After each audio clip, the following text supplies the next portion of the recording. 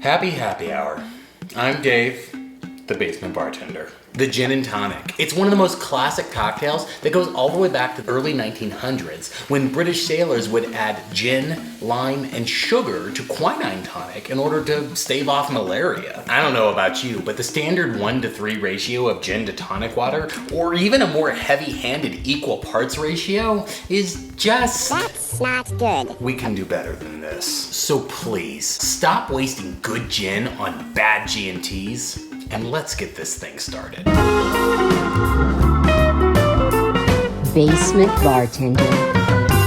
In my research for this video, I watched a lot of people turn one of the most simple cocktails into a really complicated process that, frankly, wasn't really worth the hassle. Jeez Louise, happiness is not that difficult. This is one of my go-to drinks after a long day, and the last thing I want to do is spend an hour and a half meticulously measuring things. What I want to focus on for this video is not so much how to replicate my Better Gin and Tonic, but rather teach you how to make your gin and tonic better. And the first way we're going to do that is talk about tonic itself. Bad tonic water is way too easy to find, and frankly, too difficult to make. I'll acknowledge that there's some really good commercially made tonic waters out there, but to find them, you have to go to a specialty liquor store and shell out more money than it's probably worth. And even when you do find it, it is what it is. You can't alter the flavor profile to suit your tastes. Or can you? Instead of store-bought tonic water, try tonic syrup. Tonic syrups are a concentrate of quinine and additional flavors, usually the classic flavors such as sugar and lime. This particular syrup by El Guapo is going to beef up those citrus notes with lime, lemon,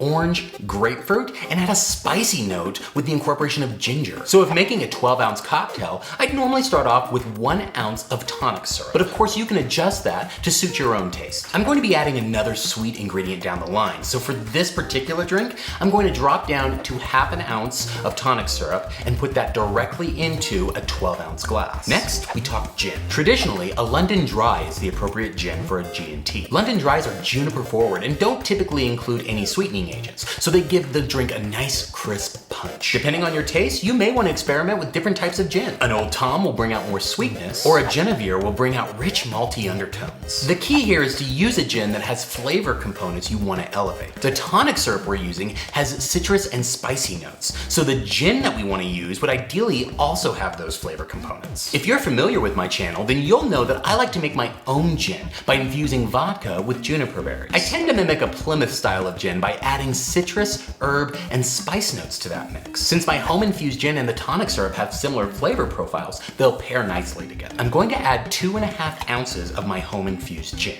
Now I want to bring out some of the floral notes from the herbs used in my gin. Liqueurs are spirits that have been enhanced by sugar as well as other flavors, usually in the fruit, herb, and spice families. This chamomile liqueur has a beautiful floral note that I think is going to really bring out the lavender used in my gin. 1/2 ounce of the chamomile liqueur will round out that sweetness, but still keep this drink well balanced. At this point, we have a lot of sugar and booze in the glass, so I want to add an acidity that will keep it from getting heavy and syrupy. In keeping with classic G&T flavors, as well as enhancing what's already in the glass, we're going to add 1/2 ounce of fresh squeezed lime juice. And to add just a bit of seasoning, as well as round out those floral notes, I'm going to add 1 eyedropper of lavender bitters. Bitters are a phenomenal way to bring a little complexity to your drink, as well as enhance certain flavors. Let's go ahead and add ice to our glass, and then top off with club soda. You really want a fresh effervescent soda here, so I recommend making it yourself with a soda maker.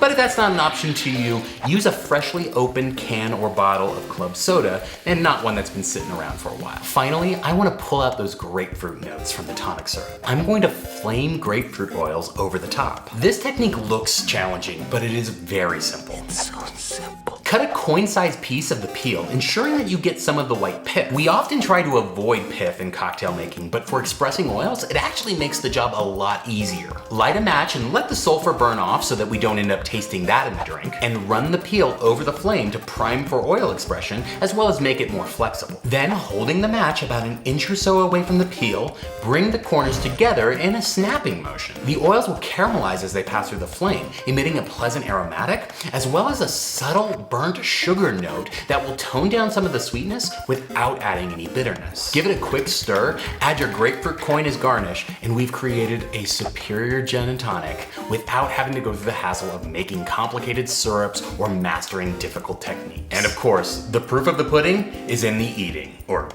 the drinking. Cheers. This drink just makes me happy.